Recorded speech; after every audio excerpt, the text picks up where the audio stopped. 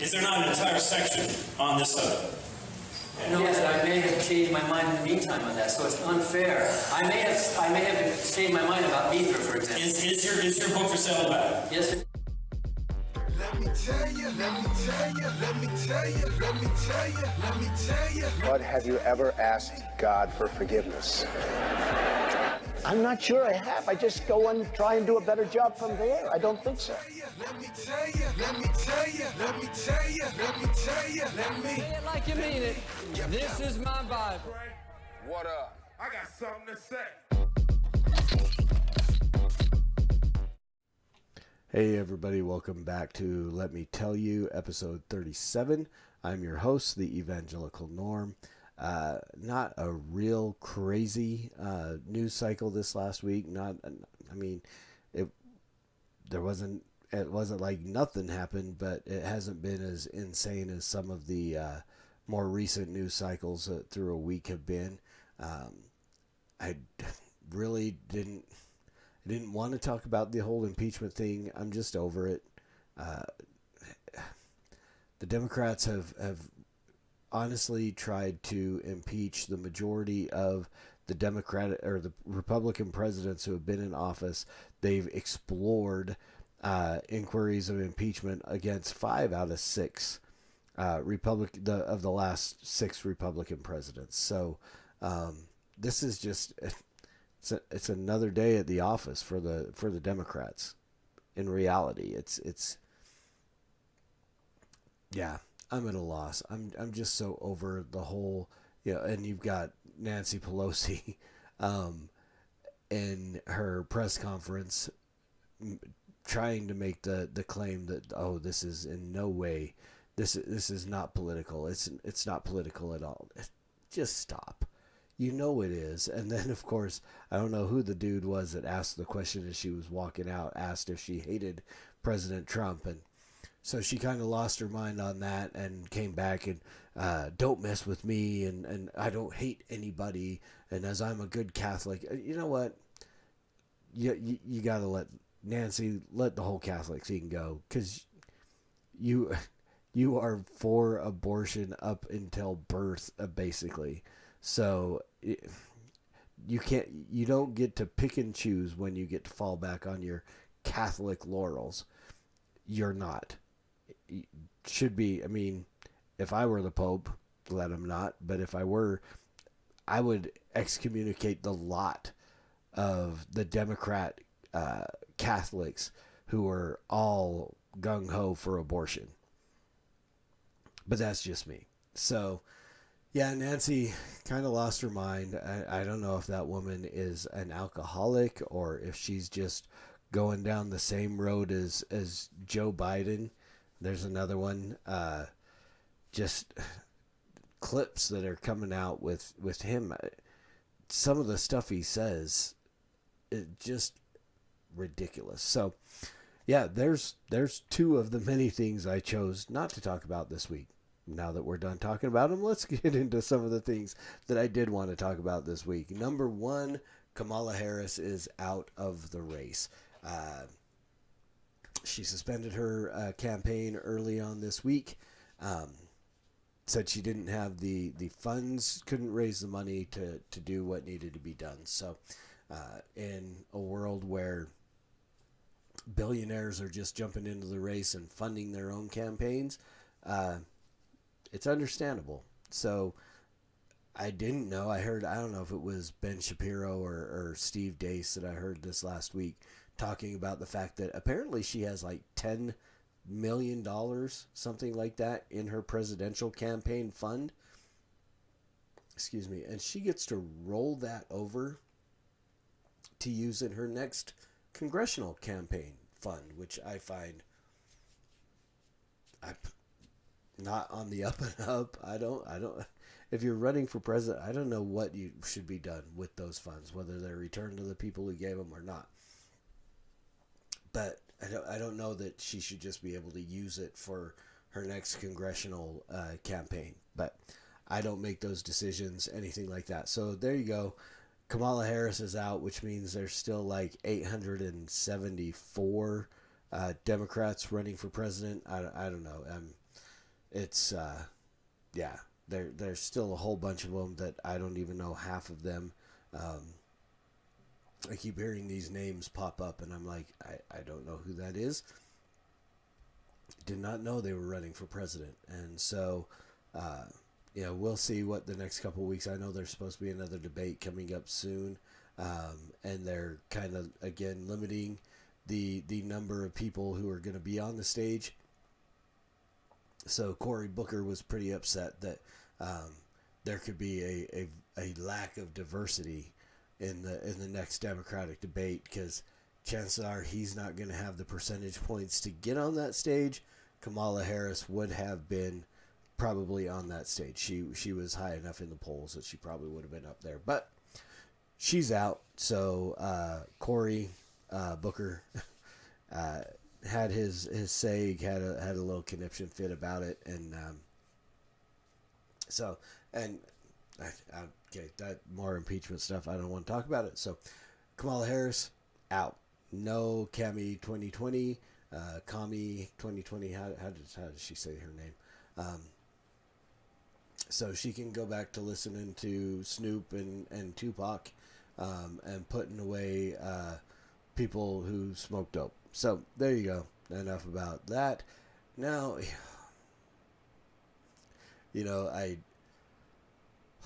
excuse me. Professional podcasters have yawn buttons and stuff like that, and would probably edit that out. I'm not a professional. So I kind of went back and forth over, and even now as I get ready to talk about this, I don't know that I really want to talk about this, but this dude, apparently he was born Jonathan, he's now Jessica.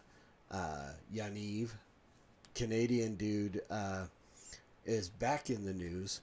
So apparently here's the trans retirement plan. Identify as a female, put on a really bad, I hope that's a bad wig. I don't, yeah.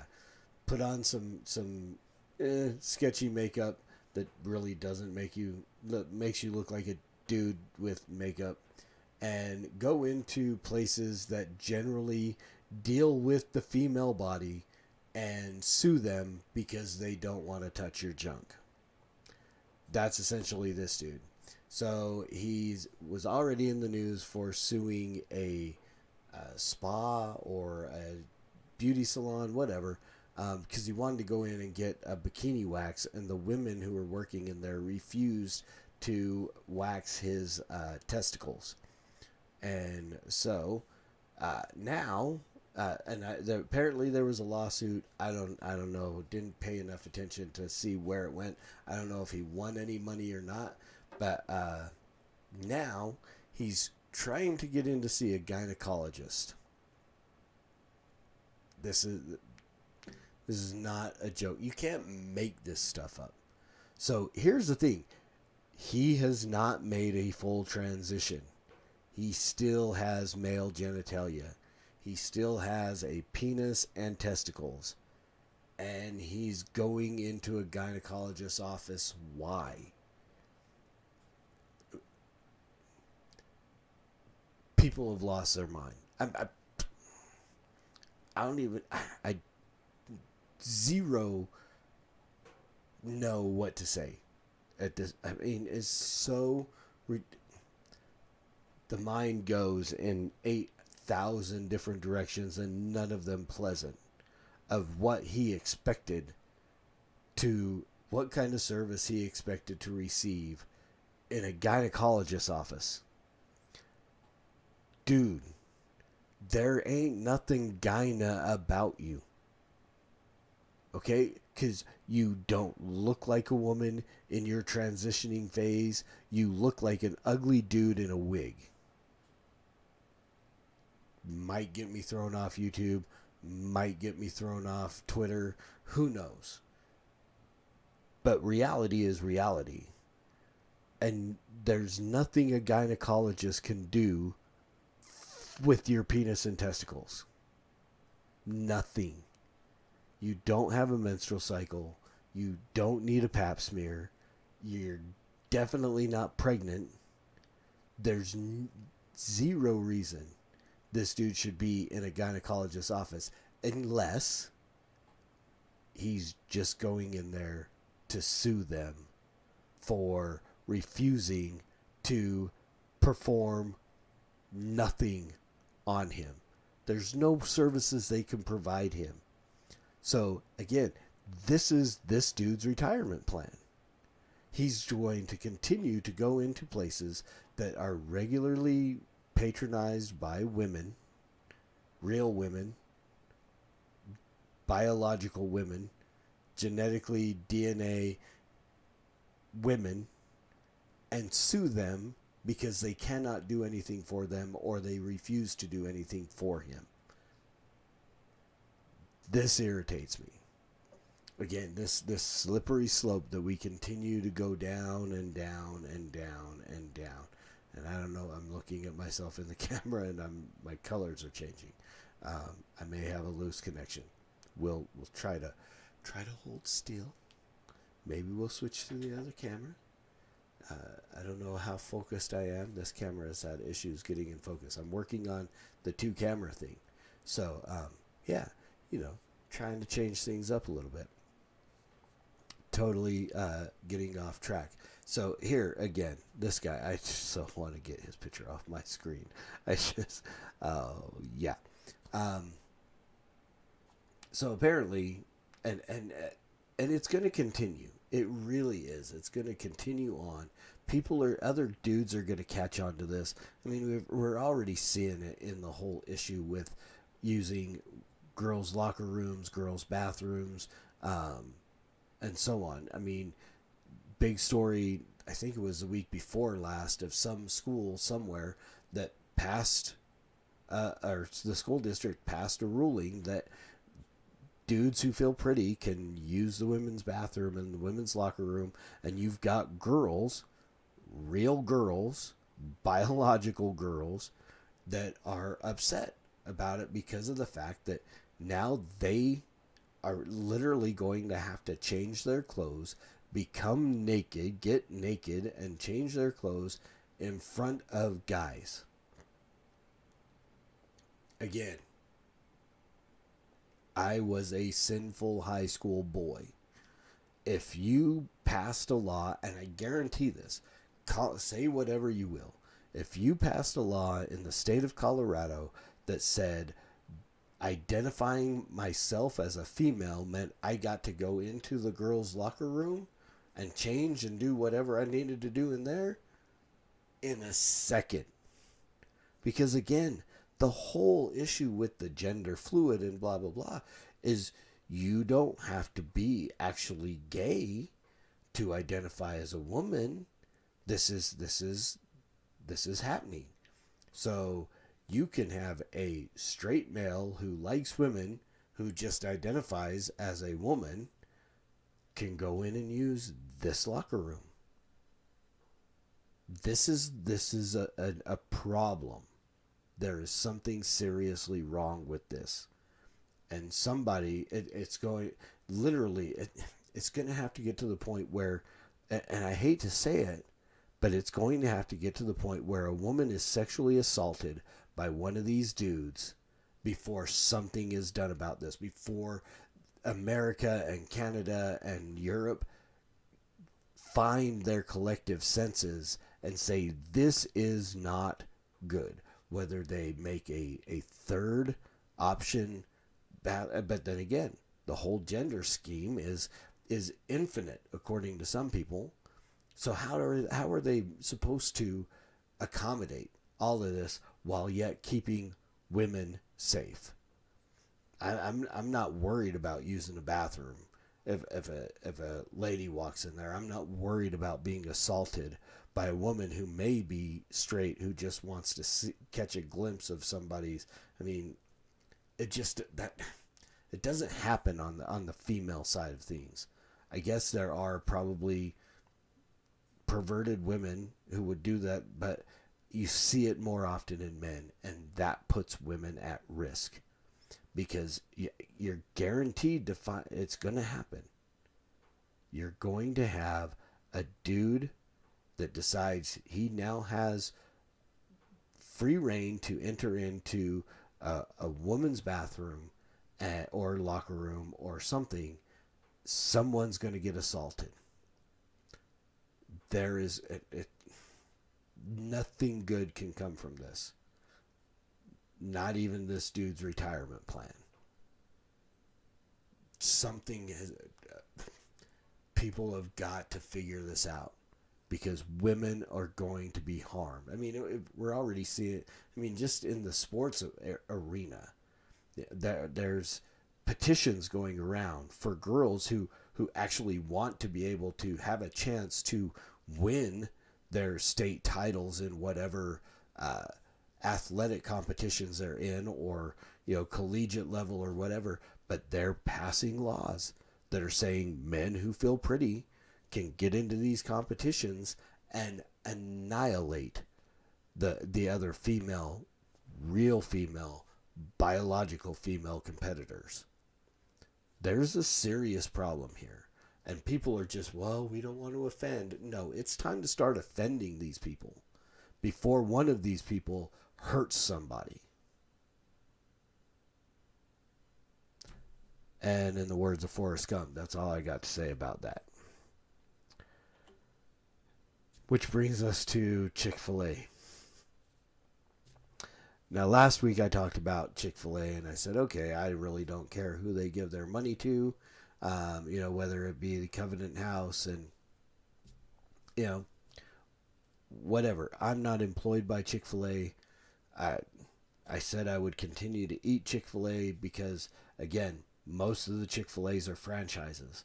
I have a guy that I would consider to be a very good friend who owns the Chick Fil A here in Ogden, Utah, off of Washington.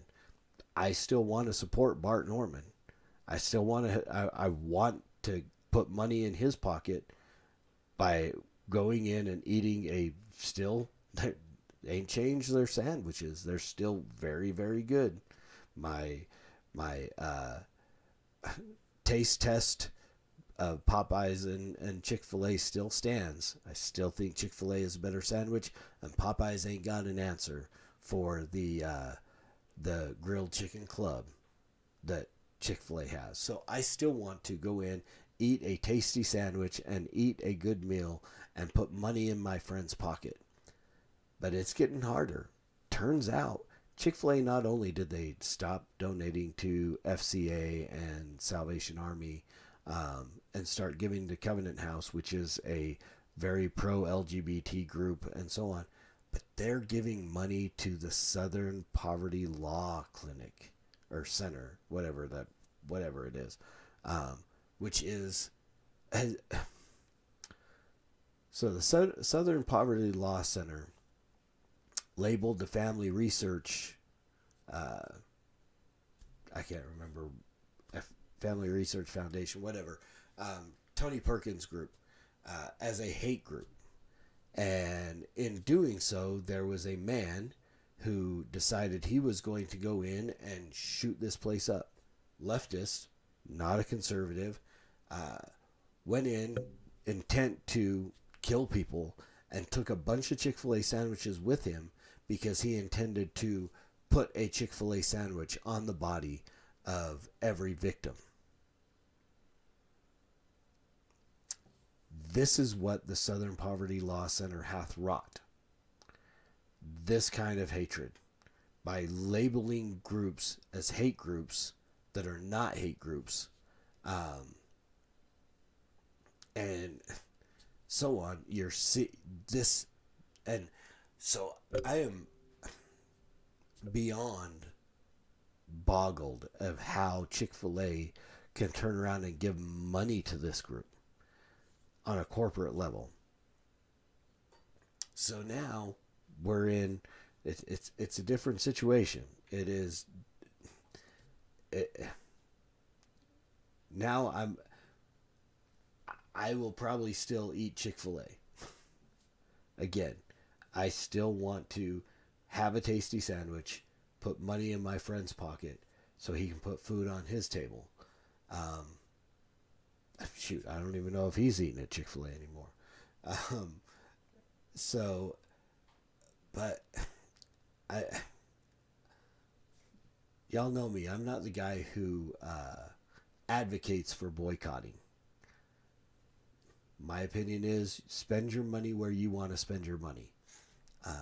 If we boycotted everybody that was involved with these groups, we would just have to plant our own food, kill our own meat, and so on. So we're always going to end up supporting these things. But if you seriously want to send a message, we did it on Chick Fil A Day when they were being attacked by the very people that they're donating money to now.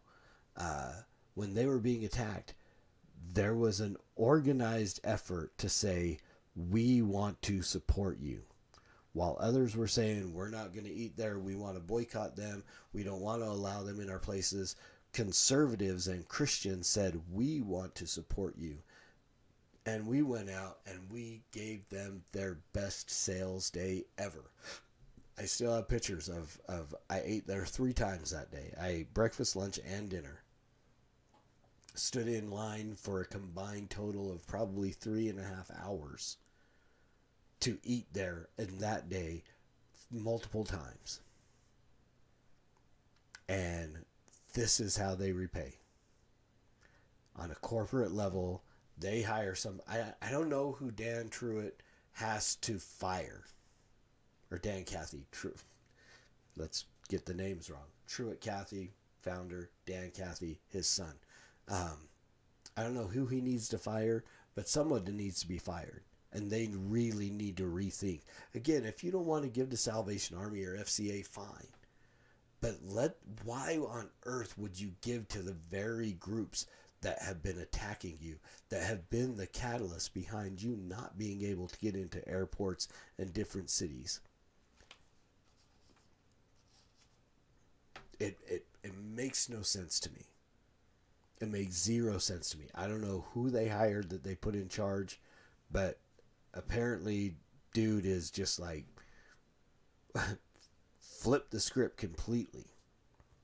So I am now of the opinion that if you want to boycott to send a message, do it. Do it. I haven't ate Chick Fil A since this news came out. I keep going, I kind of want, and I've found reasons to go elsewhere.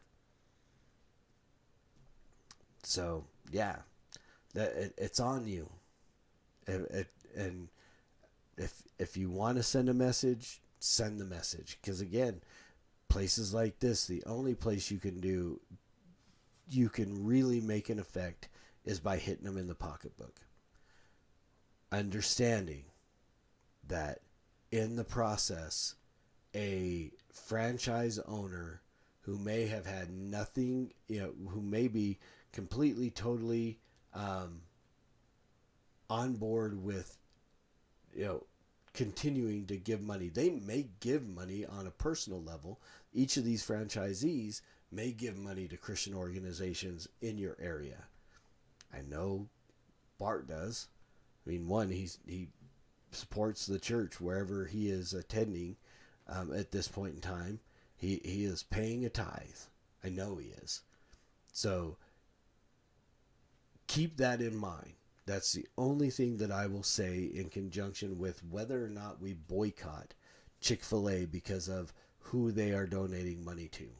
Understand, if you're wanting to get to the corporate level and send a message by hitting them in their pocketbook, you are going to hit a franchisee who owns this building and is using it as a means to support his own family, and he may not be, or she may not be, on board with the corporate decision of who they are giving money to. And those people may be giving money to the pregnancy centers and other ministries that do great things in your community. So give it some thought. Think about it. But yeah, Chick Fil A completely sliding down this slippery slope to who knows where. they may just decide to start opening up on Sundays soon, because I can see.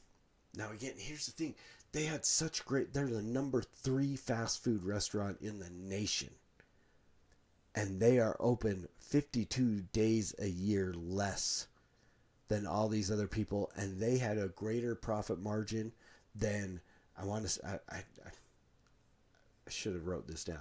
McDonald's, Subway, and Taco Bell combined. Excuse me. And so they're going to start losing money. They may get to the point where they may go, well, if we're going to continue on the profit margin that we're at, we're going to have to open on Sundays. You may see, I would not be surprised, the way they are going now, unless there is repentance. Dan Cathy starts firing people and brings in people who are going to continue to uphold their family standards. They're going to start losing money. And if they're going to continue on this path, I could see them opening on Sundays. And that would be a shame. That would be a darn shame. So, and I guarantee you this, I'll tell you this. I may eat at Chick Fil A throughout the week now. If they were to open on Sundays, I would refuse to eat there on the Sunday. But that's just me. So, there you go. My thoughts on the things that have gone on this week. I hope it was beneficial, more than just me babbling on, which I am known to do. So thanks for hanging out with me for 20-some minutes or so. And as always, preach the gospel at all times. Use words. They're necessary. And until next week, Soli Deo Gloria.